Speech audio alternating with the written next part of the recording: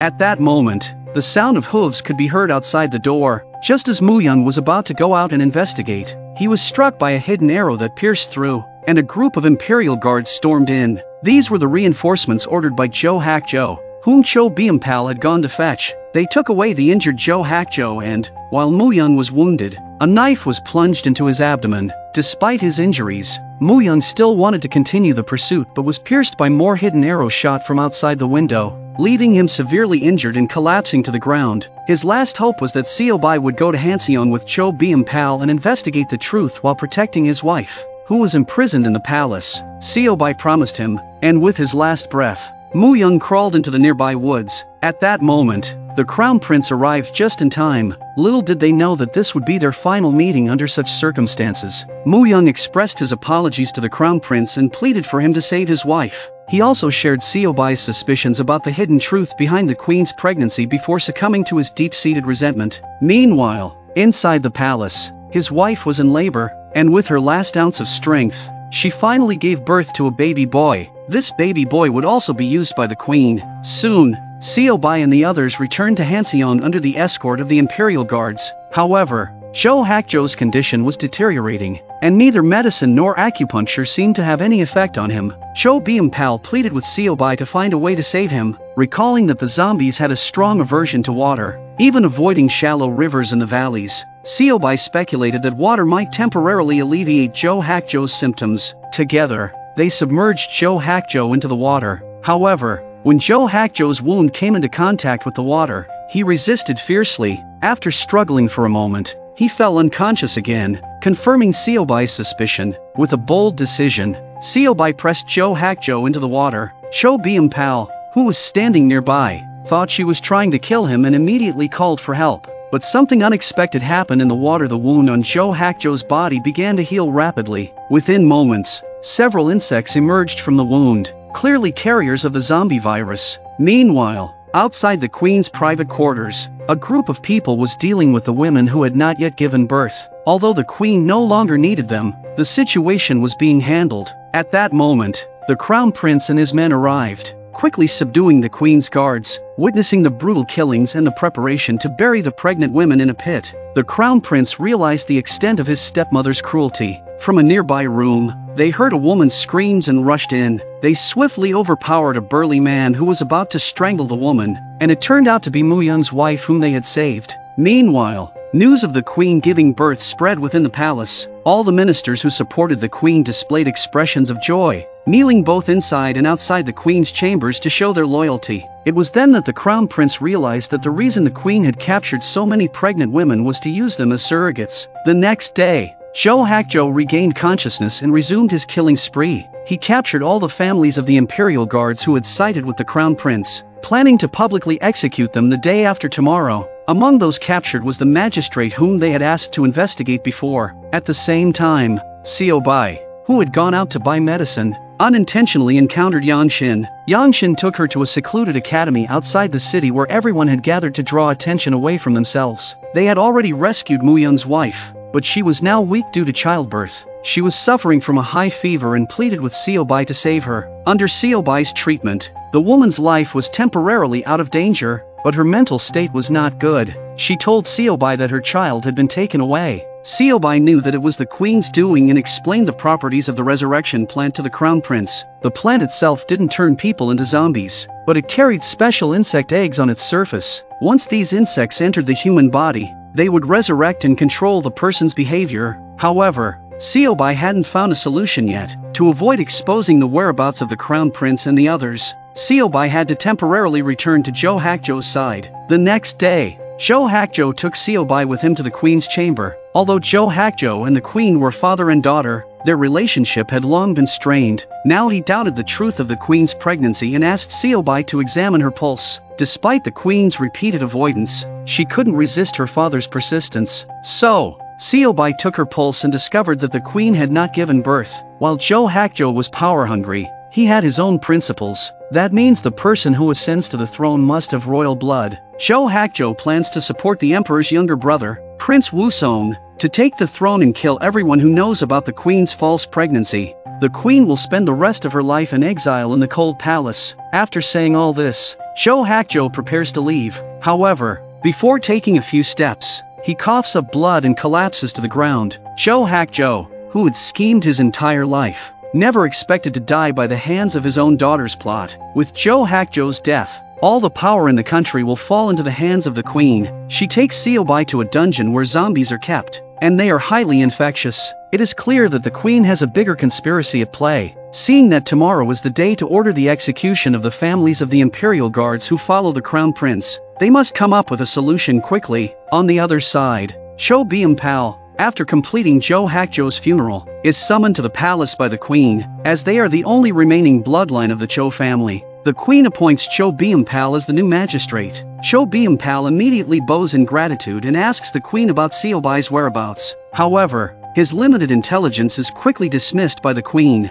Meanwhile, the crown prince returns to Wonju overnight and gathers his imperial guards to prepare for an attack on Hanyang to rescue people. However, the commander of the imperial guards appears outside the queen's palace. He reports the whereabouts of the crown prince and his men to the queen, hoping to exchange this information for the lives of his own family. Soon, the queen sends her men to the academy outside the city, intending to assassinate the crown prince. But when the imperial guards storm into the academy, they find it empty. The crown prince and his men have already entered Hanyang city. Now everything is part of the crown prince's plan. He deliberately sent the commander of the imperial guards to defect, made the queen send people to pursue them, and took the opportunity to have the remaining imperial guards infiltrate the city. Soon, the crown prince and his imperial guards take control of Hanyang city and head straight to the execution site to rescue the people. However, by the time they arrive, the scheduled execution time has passed, and the newly appointed magistrate, Cho Byung-pal, who is in charge, hasn't made a move. Although Cho Byung-pal may be foolish, he has a kind heart. Seeing the women and children kneeling on the ground, he knows they are innocent and cannot bear to make such a decision. At that moment, he sees the crown prince approaching, and feeling wronged, he kneels down. He is willing to follow the crown prince, and the crown prince also commends his final line of integrity. Subsequently, everyone follows the crown prince and storms into the palace. Even the ministers inside the palace are in disarray. Seeing the crown prince and the imperial guards approaching, they open the city gates and switch sides. They all kneel before the crown prince, expressing their willingness to support his ascension to the throne. The crown prince, accompanied by his followers, proceeds towards the grand hall of the palace. Meanwhile, the queen, dressed in ceremonial attire, holds her child on the throne. Even facing imminent death, she remains calm. It turns out that she had anticipated such an outcome and had a trump card up her sleeve. At the same time, the queen's maids who were loyal to her also take action. They release the zombies kept in the dungeon. Seobai, blindfolded and bound, is held captive in another room in the prison. She listens to the constant roar of the beasts nearby. Filled with fear, desperately, she frees herself from the ropes that bind her and escapes from the prison. To her horror, she witnesses the palace overrun by zombies, tearing apart the officials. She rushes towards the main hall and informs the crown prince about the presence of the zombies inside the palace. The crown prince realizes the severity of the situation. If the zombies escape from the palace, the entire Hanyang will be in danger. He immediately orders the lockdown of all the palace gates, ensuring no zombies can get out. However, the people inside the palace, unaware of the situation, have become the zombies' prey. The zombies rapidly spread throughout the palace, from a few to dozens. The crown prince leads his loyal team in defending against the zombies inside the palace, while Seobai and the others hide in the main hall.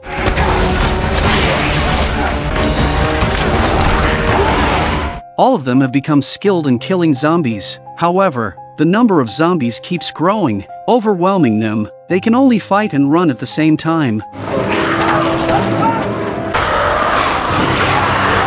Eventually, they manage to reach a gate and block the zombies outside. Taking a momentary breath, as darkness falls, the zombies, attracted by the scent of blood, start attacking the main hall. Soon, the hall is breached. Seobai remembers that these zombies fear fire and water, so she ignites a torch to ward off the zombies around her. Meanwhile, the queen sitting on the throne is surrounded by a horde of zombies.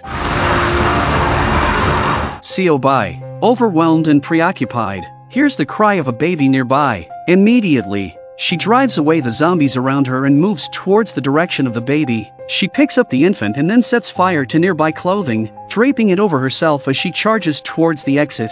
The zombies, seeing the flames, instinctively avoid them. Siobai escapes with the baby into a small room, finding temporary safety. On the other side, the Crown Prince and his group are in a dire situation, witnessing the main gate about to be breached by zombies. The Crown Prince remembers that there is a lake in the palace's backyard. It is the winter solstice, and the lake's surface has frozen over. If they can lure the zombies there and shatter the ice, they can eliminate all the zombies. The group immediately rushes towards the backyard to evade the zombies. They climb onto the rooftops. Suddenly, they cut their palms and use their blood to attract the zombies. However, Cho Biampal, in excruciating pain, hesitates to proceed. In the end, Yangshin helps him. Soon, the zombies catch the scent of blood and head towards the backyard.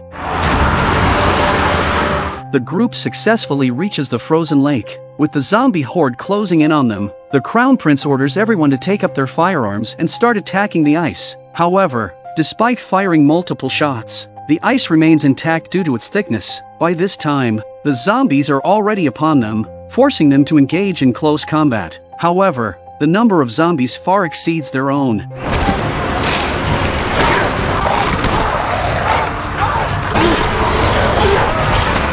Soon, the group becomes exhausted, and most of them are bitten by the zombies, including the Crown Prince and Yangshin. The Crown Prince picks up a firearm once again and starts attacking the ice, but only manages to create a small hole. As the zombies close in, the situation becomes desperate. In his desperation, the Crown Prince starts pounding the ice with his bare hands, even though it results in bloodied and mangled flesh. However, the ice remains unyielding. Eventually, it is with the help of a zombie that the ice is shattered. Everyone, including the zombies, falls into the lake. Surprisingly, those who were bitten by the zombies regained their consciousness upon emerging from the lake. They all had a puzzled expression on their faces, wondering why they didn't turn into zombies after being bitten. The next day, everyone started the cleanup work, clearing the bodies of the palace zombies. Meanwhile, the Crown Prince found Siobai hiding under the altar of the ancestral shrine. In her arms was Muyun's child. Looking at the baby's hand, which had been bitten, the Crown Prince immediately became alert. Siobai reassured him, saying that the baby's arm had been soaked in water, causing the worms inside to emerge without any mutation. After this incident, the entire Joseon dynasty was in a state of disarray. Most of the officials had died at the hands of the zombies, and the country was in ruins. After going through so much, the Crown Prince had already come to understand that the throne was ultimately a burden. Seeing that only a few of his trusted allies remained by his side, he made up his mind to investigate the situation thoroughly. He made a bold decision, gathering all the surviving ministers and announcing to the world that the child was born to the queen and the late king. The ministers supported him to become the future king, while he himself would die in this epidemic. He set out to investigate the cure for the zombies and then left the palace with Yangshin and Siobai. 7 years passed quickly, and the young king completed his coronation ceremony. Meanwhile, Cho Biampal had become the prime minister, but now, in his high position, Cho Biampal felt like he was walking on thin ice every day, with none of the joy he had when he was a county magistrate. As he was preparing to return home in his carriage, a man dressed in grass clothes approached him. Upon seeing the man, Cho Biampal immediately exclaimed. It turned out to be Yangshin, who had fought alongside him in the past. He invited Yangshin to his home, and the two of them enjoyed a drink together, remembering that Yangshin had saved his life several times. Cho Biampal felt grateful and asked about the whereabouts of the Crown Prince and Siobai. Yangshin handed him a notebook, which contained Siobai's research on the resurrection plant. Although the zombie virus had passed, this matter could potentially resurface. He advised Cho Biampal to take it seriously because they had discovered deliberate cultivation of the plant in Bukshan. Meanwhile, inside the sleeping chambers of the young king in the palace, a worm crawled across his skin. Although a new crisis was quietly looming, Siobai and the Crown Prince were investigating clues about the resurrection plant in a village. Entering a room, they found it empty, but Siobai discovered the plant on the floor, indicating that the village was also cultivating it. Suddenly, they heard the sound of bells outside the door, and a zombie came charging towards them. The Crown Prince swiftly beheaded the zombie. They were puzzled as to why this zombie had bells tied to its feet, as if it had been deliberately marked and confined. In the pitch-black night, more bell sounds echoed. seemingly coming from zombies similar to the one they encountered. The group prepared themselves for a battle against the zombies.